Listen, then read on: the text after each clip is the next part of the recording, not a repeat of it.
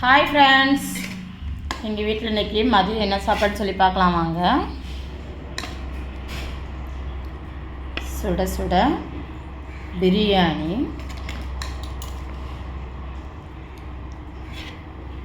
Capsicum biryani, குடமிளகாய் biryani.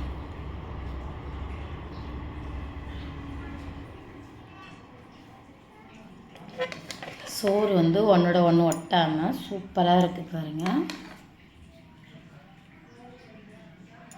Capsicum biryani,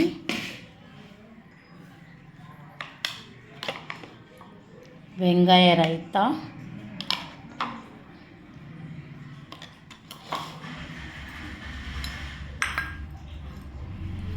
அவிச்ச முட்டை.